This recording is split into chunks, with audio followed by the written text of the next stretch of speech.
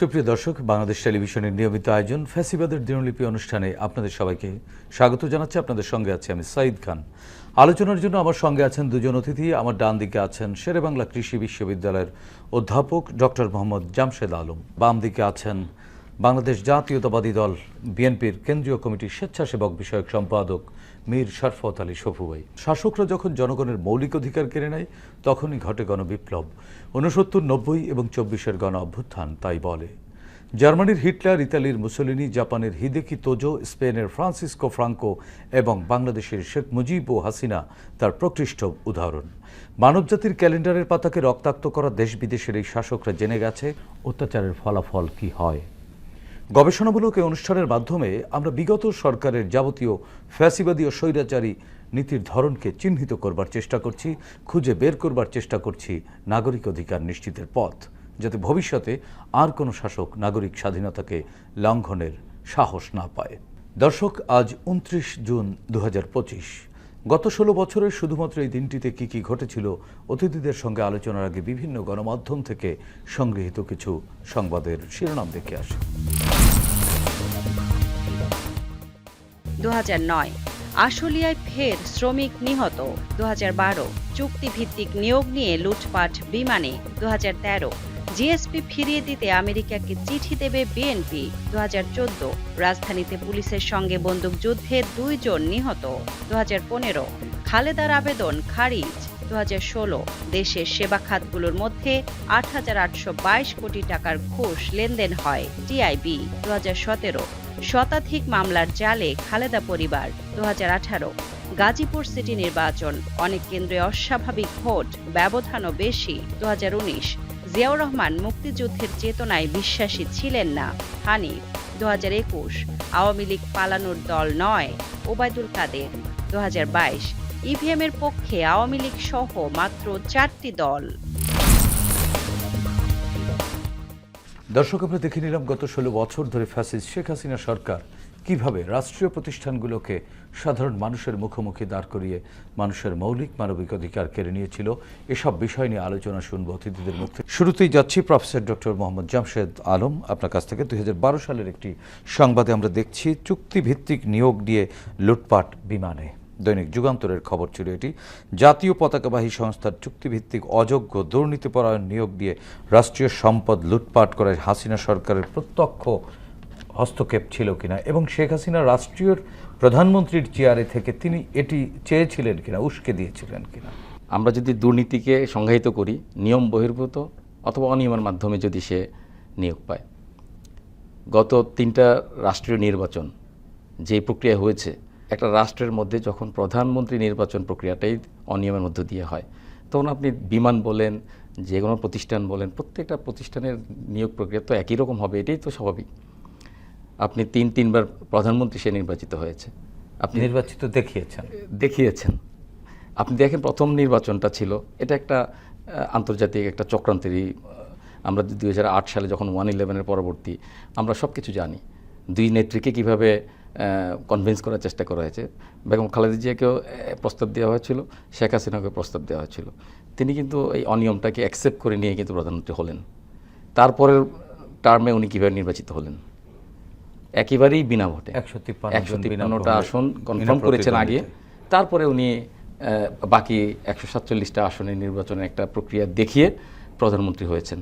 এবং ওই সময়ের বিরোধী দলীয় নেত্রী এবং সাবেক প্রধানমন্ত্রী বেগম খালেদা জিয়াকে বালু ট্রাক দিয়ে গুলশান অফিসে অবরুদ্ধ প্রক্রিয়া যেন অংশগ্রহণ করতে না পারে। ওই প্রক্রিয়াটাকে যদি আমি বাংলাদেশের একটা রাষ্ট্রীয় সিস্টেম ধরে নিই, তারপরে টার্মে হলো কিভাবে, দিনের ভোট রাতে করে। তারপরে টার্মে হলো কিভাবে, আমি ডামি নির্বাচন করে।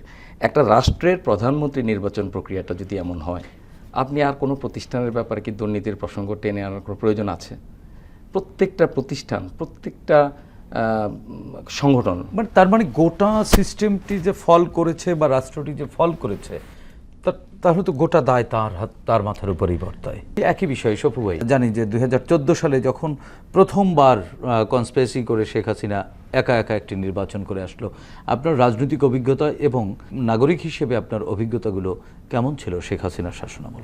যে দেশের সরকার প্রধান অবৈধ হয় তার কাছে অবৈধ ছাড়া আপনি কী আশা করবেন? সেটাই তো স্বাভাবিক। কারণ স্বাভাবিক যখন নাম্বার 1 ব্যক্তি করাপশনের সাথে জড়িত হয়ে যায়, দুর্নীতির সাথে, স্বাভাবিক ক্ষেত্রে তার নিচে সবাই দুর্নীতি।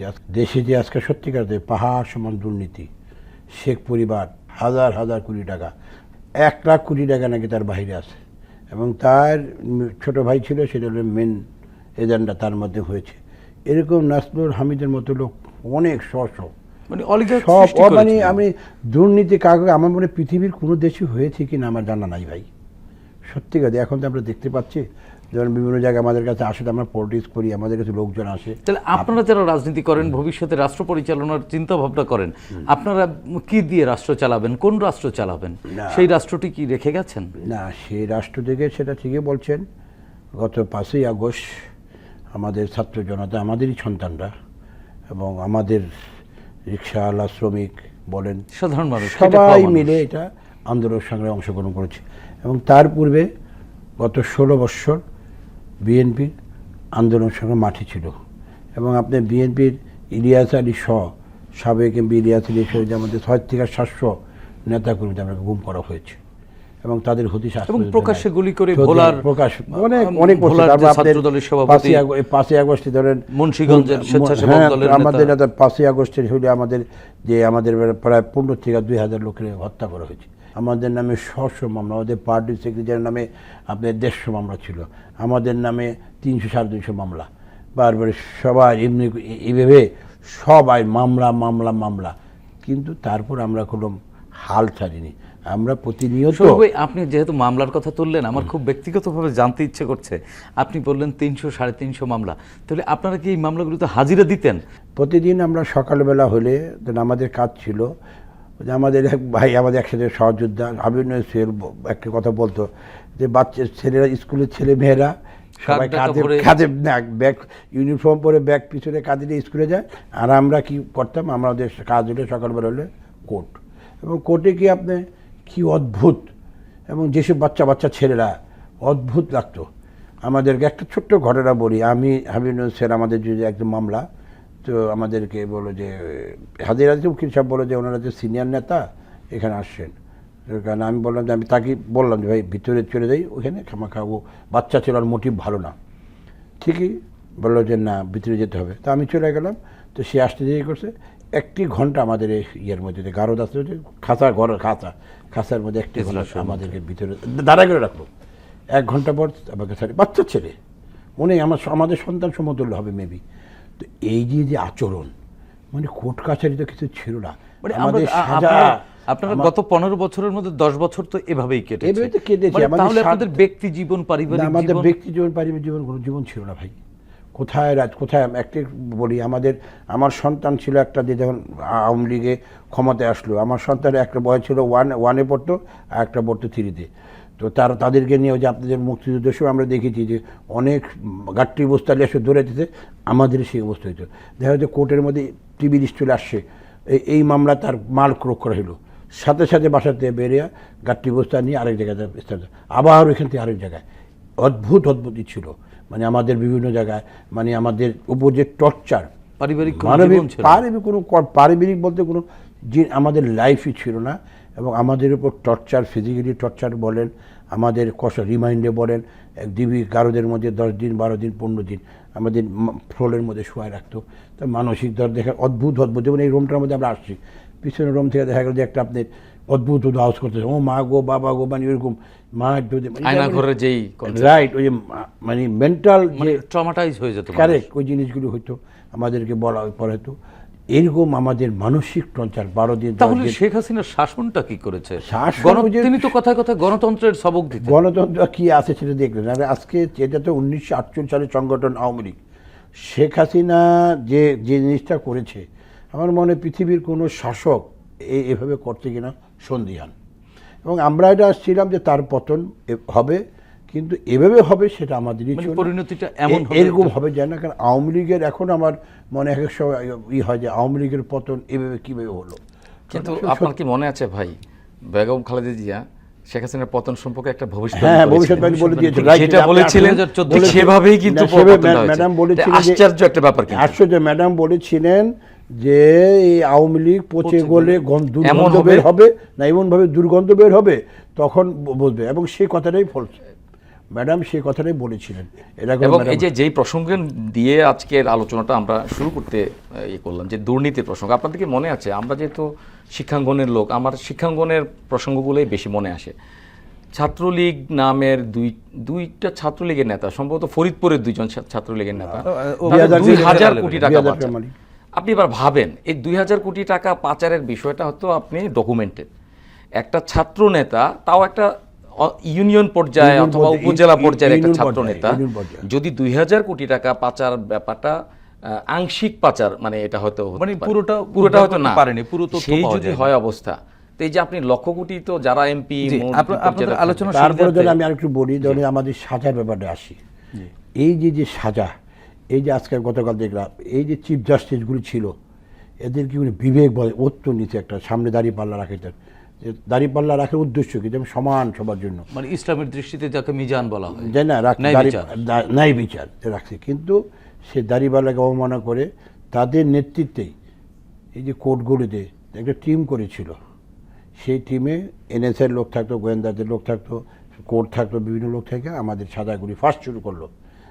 আমার সাজা, হাবিবুর সাজা, আজিজুল বাড়ি হেলাল, আমাদের সাজা দিয়ে দিল। আরেকটি জিনিস শুনেছি যে আপনাদের মধ্যরাত পর্যন্ত, রাত 8টা-9টা পর্যন্ত নাকি মামলার হিয়ারিং চলতো এবং সাক্ষী চলতো। তো এটি কি আসলে বিধি সম্মত ছিল? কিছু ছিল না তো, আইন কারণ বলতে বুঝি, আইন হাসিনার আইন। শুরুতেই যখন আপনার জন্মই যখন অবৈধ, এটার আর আপনার কোনো কিছু আর নিয়মের চিন্তা করে লাভ নেই। কোনো রকম আপনার কোনো কারে কোনো তোয়াক্কা করতেন না, উনি যেটা অনিয়মই যেখানে নিয়ম, আইন, অনিয়ম যেখানে নিয়ম, সেখানে আপনি নিয়মের চিন্তা করতে। আমার একটি প্রশ্ন আছে যে আওয়ামী লীগের যারা প্রকৃত রাজনীতি, তো কিছু আওয়ামী লীগের নেতারা তো করেছে, ওনারা কি বুঝতে পারেননি? ওনারা কি শেখ হাসিনাকে কোনো বার্তা দেননি? ওই শেখ হাসিনা যা বলতো ওইটাই সঠিক, আওয়ামী লীগের কোনো বিষয় না। ওবায়দুল কাদের মতো লোক আমরা জানতাম, তো এবার একটা ছাত্ররা দিয়ে বেড়েছে, ও একই ছিল, ও আরো খারাপ ছিল, কারোই না। এরা মাথায় পছন্দ ধরলে আসলে সবই এক। আওয়ামী লীগ মানে কেউ যদি বলে, আওয়ামী লীগ সম্পর্কে কেউ বলে, আমি এটা কখনো তাদের কথা করবো না, এটা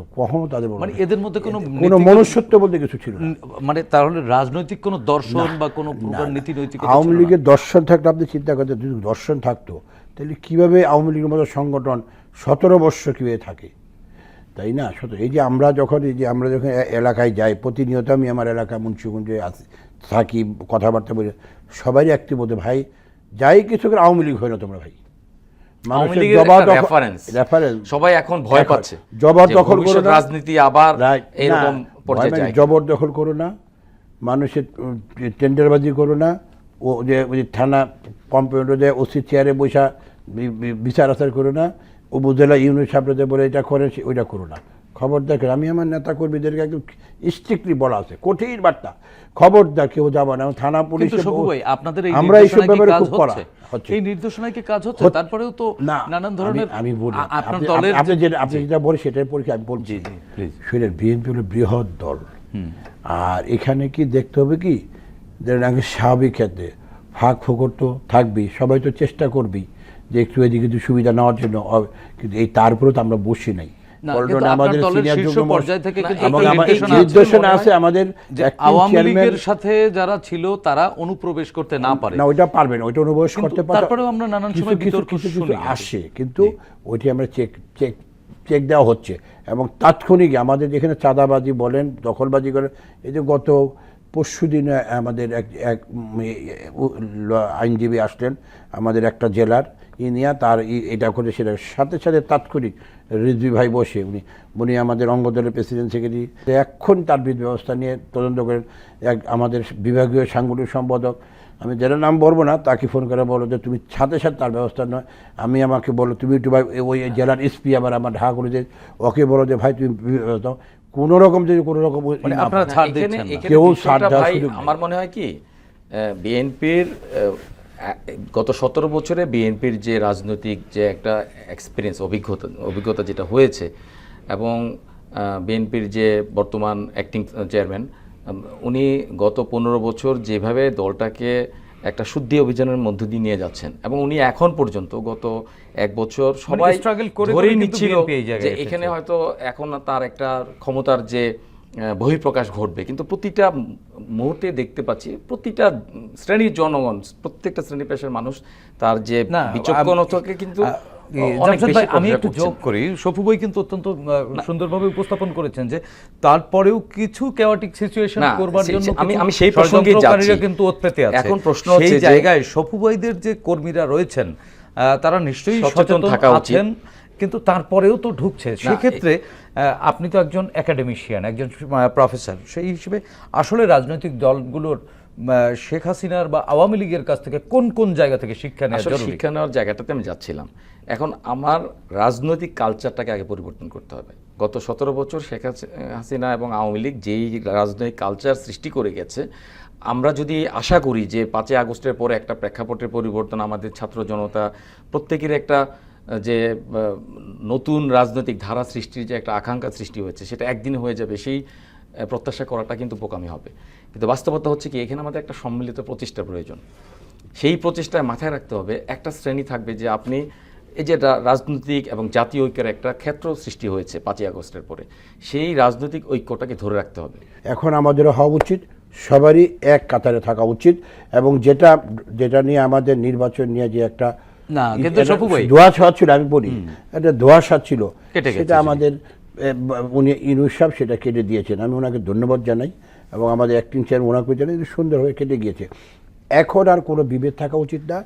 এখন দেশটাকে সামনের দিকে কীভাবে নিয়ে যাওয়া যায়, এবং এই দেশটাকে সুন্দর একটি নির্বাচন, ফেয়ার একটা যে নির্বাচন ইতিহাসের মধ্যে লেখা থাকবে, যে একটা সুন্দর একটা নির্বাচন উদাহরণ হয়েছে। হোক। আজকে 3.5 কোটি ভোটাররা, আজকে যুব ভোটার যারা, ইয়াং ভোটার, তারা কখনোই ভোট দেয়নি। ভোট দিতে পারেনি। আমি আমার সন্তানের বলি, আমার 2 সন্তান তারা ভোটার হয়েছে, তাদের কষ্ট দুঃখ কি আমি দেখি, যে আমরা ভোট দিতে পারলাম না, এরকম কথা। আমার বাবা রাজনীতি করে, আমি ভোট ভোট দিতে দিতে পারি পারলাম, আমার বড় ছেলের বয়স 26 বছর বয়স, তার বয়স ভোটার হয়ে গেছে 18 বছর, 8 বছর আগে হয়ে গেছে, ভোট দিতে পারেনি। এই যে ইয়াং জেনারেশনটা কেন হাসিনার প্রতি, কেন ফ্যাসিস্টদের প্রতি এত ক্ষিপ্ত হলো, এই কয়েকটা কারণ, এই যে একটা কারণ, দেশে তো জুলুম আছে, নির্যাতন আছে, মানুষের নাগরিক অধিকারটাই আমরা নাগরিকত্ব প্রকাশ পায় করি না। না। রাষ্ট্রের সাথে আপনি- নাগরিকের আপনি- সম্পর্ক তো হ্যাঁ, ভোটের এই মাধ্যমে। ভোটের মাধ্যমে। এবং তার যে- সে ভোট দিবে, ভোট হবে উৎসব, সে উৎসবের সময় গান বাজ চলবে। আমরা কি দেখি, যখন একটা ইউনিয়ন পরিষদ নির্বাচন দিয়ে হয়, বিভিন্ন চার দোকানে আমাদের কালচারে কিন্তু রাজনীতি এবং হ্যাঁ। এই নির্বাচন একটা উৎসব। উৎসব। এটা বাঙালি, আমরা বাংলাদেশি যারা আছি, বাংলাদেশের তাদের আমরা কাছে এটা একটা ভোট কিন্তু একটা উৎসবের ভোট জায়গা। একটা উৎসব, তো এটা সব না, জায়গায় আমাদের মনে আছে, আমরা এই যখন- সন্তানেরা, আমাদের এই ইয়াং জেনারেশন না,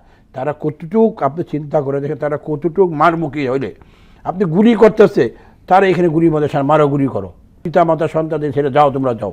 দেখিয়েছে তারা কিভাবে হেলিকপ্টার দিয়ে গুলি করছে, কিভাবে তাদেরকে ই করছে, গান পাওয়ারি করছে, স্নাইপার দিয়ে মেরেছে। স্নাইপার দিয়ে মারছে। তারপর তো এটা হয় না। যেই ফেসিজমের একটা বীজ রোপণ করেছে, এটাকে সেটার change করতে হবে। উৎপাদন হয়েছে। না, কিন্তু এই প্রাথমিকভাবে। জায়গাটিতে একটি কথা আছে, গণতন্ত্রে কিন্তু বহুমত থাকবে এবং বহুমতের সম্মিলনই হচ্ছে গণতন্ত্র। কিন্তু আপনি সপু ভাই বললেন, এবং আপনিও একটি কথা বললেন যে সবাই ঐক্যমতে যেতে হবে, ঐক্য থাকতে হবে। না, ওই ঐক্যের কিন্তু জায়গাটাই। কিন্তু কিছু তো ভিন্ন মত থাকবে, না, ভিন্ন মত- কিন্তু আমরা সাম্প্রতিক সময় ভিন্নমত, দেখছি যে ভাই, কিছু আপনি ভিন্ন যেটা মত, বললেন এই পয়েন্টে, ভিন্নমত থাকবে স্বাভাবিক। ভাই, কিন্তু এই গণতন্ত্রের দ্বন্দ্বে মূল এই ভিন্নমতই ভিন্নমতে হচ্ছে কাটাছাড়াছাড়ি হচ্ছে। একটা সময় একমতে, ধরুন আপনি একটা পয়েন্ট নিয়ে আপনি একটা কথা বলছেন, আপনি একটা কথা বলুন, একটা কথা বলে একটা সেটেল তো আসতে হবে, আমরা ওই জায়গায় এক হইতে হবে, মানে জাতীয় স্বার্থে। জাতীয় স্বার্থে। গণতন্ত্রের- আগে দেখতে হবে যে গণতন্ত্র গণতন্ত্রের স্বার্থে। জাতীয় স্বার্থে, ভাই- দেশের স্বার্থে, দেশটা যাতে সামনে দেখে। ফ্যাসিজম যে জিনিসটা করেছে, আমাদের পার্শ্ববর্তী দেশ চিন্তা, ইন্ডিয়া, আমাদেরকে ভারত, আমাদেরকে পদে পদে আমাদেরকে ডিস্টার্ব করতেছে, ওইটাকে ফেস করতে হবে আমাদের। তাই সেই না? জন্য জাতীয় ঐক্য। এই জন্য জাতীয় ঐক্য আর দরকার। গণতন্ত্রের মূল নীতিটাই হচ্ছে ভিন্নমত করার অধিকার। Right, right. আপনার সাথে আমি ভিন্নমত করব, Of course, কিন্তু একটা পর্যায়ে গিয়ে আমরা রাষ্ট্রের সাথে একমত হব। আমিও ফেসিজম হয়ে গেলাম। রাষ্ট্রের সাথে- হাসিনার বিরুদ্ধে কি সমালোচনা করতে পারবে না? কি আইন করতে, হাসিনার বাপে নিয়ে কথা করলে 5 বছর 10 বছর সাথে, হাসিনা নামে কথা করলে, জয়ের নামে কথা করলে, পুতুলি নামে কথা করলে 10 বছর, 5 বছর, 3 বছর, 1 বছর সাজা। এবং ICT Act তো আইসিটি অ্যাক্ট দিয়েই দিছে, বাড়েছে। এই যে ভিন্নমত থাকবে না, মানে রাষ্ট্র এই কথা- সংস্কৃতি থেকে আমাদের এই বের হতে সংস্কৃতি বের হয়ে আসবে, কথা বলার অধিকার তো থাকবে। রাজনীতিটা কি, আপনি কথা বলবেন, আলোচনা হবে, সমালোচনা হবে, টেবিল টক হবে, কথা হবে, উত্তপ্ত হবে, আপনি উত্তপ্ত, আমি প্রকাশ্যে সমালোচনা সব করতে হবে। পারার যে কালচার, এটাই তো হবে। সেই কালচারটা আমাদের দেশে নেই। না, যেমন আমাদের এই করতে হবে, কালচারটাকে ডেভেলপ আমাদের করতে হবে। দেশের না, এটা আমরা যে জিনিসটা বললেন, দেশকে দোষ দিলে হবে না, আমাদের ব্যক্তির দোষ, আমাদের চিন্তাধারা দেশটাকে সামনে দিকে নিয়ে যেতে হবে। দেশের মানুষের যে চাহিদা, একটি সুন্দর নির্বাচন, সেই নির্বাচনে তারা নেতা নির্বাচন করতে করবে, যাতে পারে। সেই নেতা দেশটাকে সামনের দিকে নিয়ে যাবে। সবু ভাই, সবকিছু সেক্ষেত্রে ভরে গেছে। বিরোধী দল, আমি আরেকটু শেষ করি, বিরোধী দলেরও থাকবে এখানে, বিরোধী দলের সমান অধিকার থাকবে, সরকারি দল থাকবে, সংসদে আলাপ আলোচনা হবে। আরেকটা কালচার, এই যে রাস্তা বন্ধ করে এই যে মানুষের ভোগান্তি, এইটা কোনো ভাই কারোর জন্য কামড় এবং mob culture-ও কিন্তু মব কালচার বেরোচ্ছে। আমাদের উচিত সংসদে কথা হবে, সংসদে বিরোধীদের কথা বলে বিরোধীদের সম্মান দিতে হবে, সরকারি দল তাদেরও সম্মান দিয়ে, সবাই সবাইকে যার যার, আপনার সম্মান আপনার মানে কাছে, নাগরিক অধিকার, নাগরিক আপনার সম্মান আপনার কাছে, আমার সম্মান আমার কাছে, ওনার সম্মান ওনার, উনি একজন বিশ্ববিদ্যালয়ের টিচার, ওনার যে প্রাপ্য সম্মানটা সেটা দিতে হবে। আমি পলিটিক্স করি, আমার আপনাকে যে উপস্থাপক আপনাকে আমাকে সম্মান দিতে হবে, সম্মান দিয়ে কথা বলতে ভাই কেউ কারো ছোটো হয় না ভাই। এবং আমরা যদি দেশকে ভালোবাসতে চাই, এই জিনিসগুলো নিয়ে আসতে হবে, সৌহার্দ্যপূর্ণ পরিবেশ সৃষ্টি করতে হবে, আলোচনা থাকবে, সমালোচনা থাকবে, এর মধ্যে দিয়ে আমাদের যে বেরিয়ে হয়ে যাবে। কিন্তু আমরা রিজিড হয়ে যাব না যে আমাদের এটা করতেই হবে, এটা হইতেই হবে, এটা না হয়তো শেখ হাসিনা যেটা করছে যে আমরা এটা রিজিড ছিল, হ্যাঁ রিজিড ছিল, absolute power, অ্যাবসলিউট, আমি বঙ্গবন্ধুর মেয়ে। আরে আপনাকে কে নিষেধ করতে হবে বঙ্গবন্ধুর মেয়ে? বঙ্গবন্ধুর মেয়ে দেখে তো আজকে ভাগছেন, আপনি ভাগলেন কে? আপনি যে দুদিন আগে বলেন বঙ্গবন্ধুর মেয়ে ভাঙে না, বঙ্গবন্ধুর ভাঙছে কে? মানে শেখ হাসিনা পালায় না, শেখ হাসিনা পালায়, আপনি দুদিন করে পালাইলেন কে?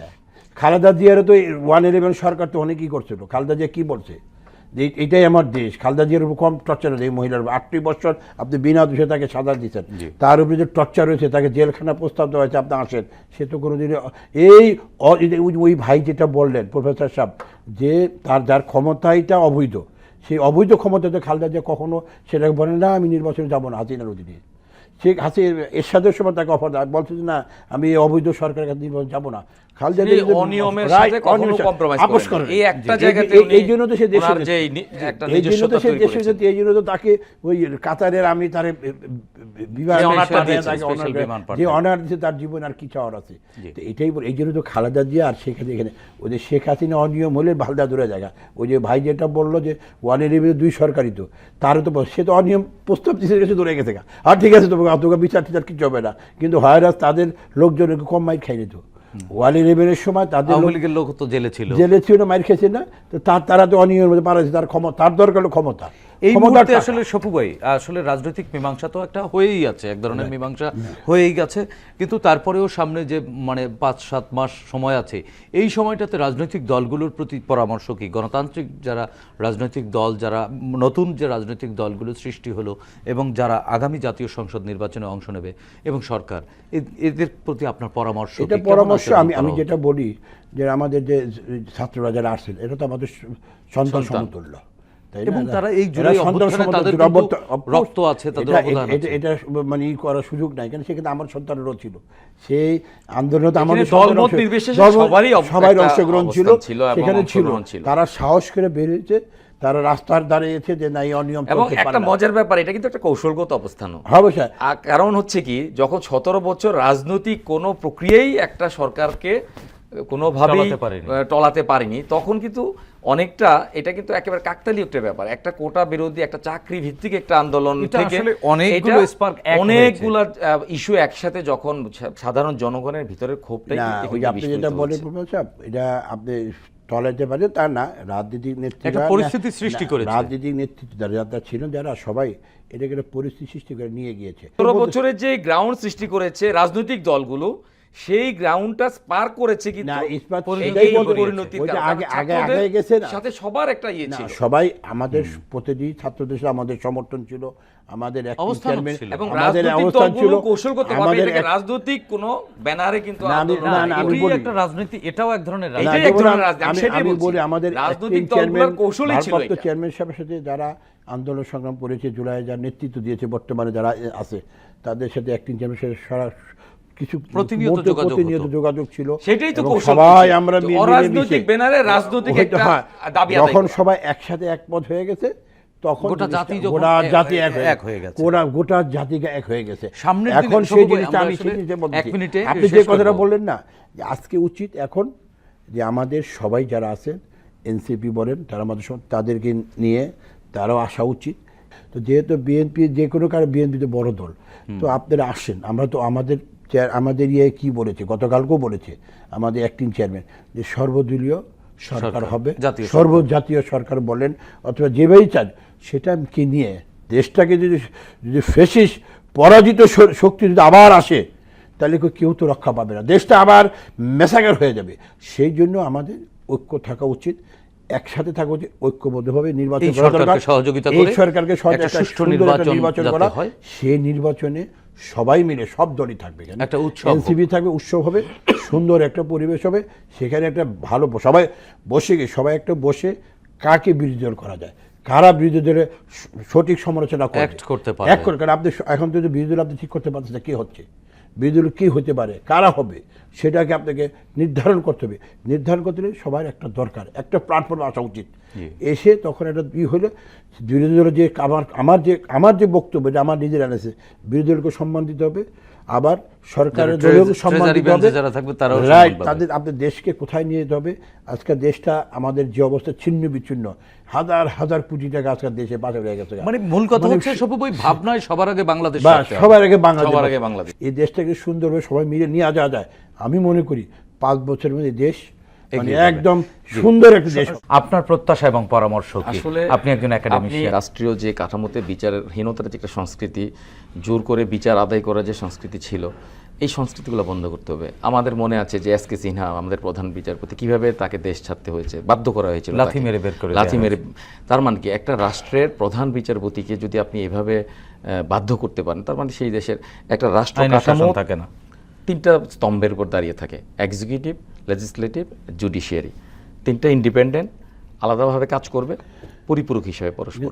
আপনি 3টাকে যখন একাই কন্ট্রোল করবেন, তখন রাষ্ট্র থাকে না। তাহলে সেই কালচার থেকে আমাদেরকে বেরিয়ে আসতে হবে। আমাদেরকে রাষ্ট্রীয় রাজনীতির কালচার চেঞ্জ করতে হবে। আমাদের এই যে 3টা, আমি যেটা বললাম যে রাষ্ট্রের কাঠামোর যে 3টা স্তম্ভ, আলাদা ইন্ডিপেন্ডেন্টলি কাজ করতে দিতে হবে। এক্সিকিউটিভ রোল যারা প্লে করবে তারা তাদের মধ্যে সীমাবদ্ধ থাকবে, জুডিশিয়ারির মতো চলবে, লেজিসলেটিভের মতো চলবে। এই জিনিসগুলো এনশিওর করার জন্য একটা সুশাসন নিশ্চিত করতে হবে। 5ই আগস্ট আমাদের একটা সুযোগ তৈরি করে দিয়েছে। 71-এ একবার সুযোগ এসেছিল, সেই সুযোগটা আমরা গত 50 বছরে আমরা ভালোভাবে ব্যবহার করতে পারিনি। 5ই আগস্টের পরে সেই সুযোগটা আবার সৃষ্টি হয়েছে। ফেসিজম আবার যেন সেই সুযোগটা আমাদের হাতছাড়া না হয়।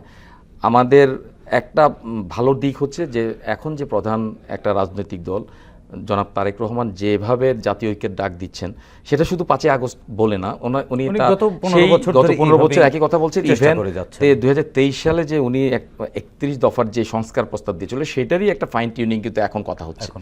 তো এই জায়গা থেকে যে জাতীয় ঐক্যের যে কনসেপ্টটা, জাতীয় ঐক্যের যে ফিলোসফি, যেই আমার যে একটা আকাঙ্ক্ষা, সেই জায়গা প্রত্যেকে একমত থাকতে হবে। যেই কথাটা বলা হচ্ছে, একটা সুষ্ঠু নির্বাচন হবে, ইতিহাসের একটা শ্রেষ্ঠ নির্বাচন হবে। নির্বাচনের পরে প্রত্যেকটা রাজনৈতিক দলকে অংশগ্রহণের ভিত্তিতে একটা জাতীয় সরকার হবে, জাতীয় ঐক্যমতের সরকার হবে। রাষ্ট্র আগামীতে চলবে রাজনীতিবিদ, জনগণ এবং প্রত্যেকের মতামতের ভিত্তিতে। এই জায়গাটা নিশ্চিত করার জন্য এখন যে বিভিন্ন রকমের ষড়যন্ত্র হচ্ছে, যারা ফেসিজম সৃষ্টি করেছিল, এই ফেসিস্টদের বিভিন্ন দোসররা এই ঐক্যটা বিনষ্ট করার জন্য অনেক রকমের কাজ করবে। এই জায়গাটাতে আমাদের প্রত্যেককে, রাজনীতিবিদ, জনগণ এবং আমরা যারা পেশাজীবী, প্রত্যেককে সচেতন থাকতে হবে। জাতীয় ঐক্যের জায়গাটা যেন আর কখনো বিনষ্ট না হয় এবং কখনো যেন বাংলাদেশের রাজনীতির কালচারে আর ফেসিজম ফিরে না আসে। এই জায়গাটা আমরা যদি ভারত প্রীতি না হই, ধন্যবাদ মীর শরফত আলী শফু ভাই। প্রিয় দর্শক, 24-এর ছাত্র জনতার গণ অভ্যুত্থান পৃথিবীর ইতিহাসে বাংলাদেশকে নতুন পরিচিত করেছে। জনগণ শাসকের শোষণ নয়, চায় স্বচ্ছতা ও জবাবদিহিতামূলক রাষ্ট্র ব্যবস্থা, যার মাধ্যমে তাদের অধিকার নিশ্চিত হয়, প্রজা থেকে হয়ে ওঠে জনগণ। সেই প্রত্যাশা আমাদের থাকলো। আগামীতে যারা রাষ্ট্র পরিচালনার দায়িত্বে আসবেন, তারা এই বিষয়গুলো মাথায় রেখে সামনে এগিয়ে যাবেন, সেই প্রত্যাশা ব্যক্ত করে আজকের মতো এখানেই শেষ করছি। সবাই ভালো থাকুন, সুস্থ থাকুন, বাংলাদেশ টেলিভিশনের সঙ্গেই থাকুন। খোদা হাফেজ।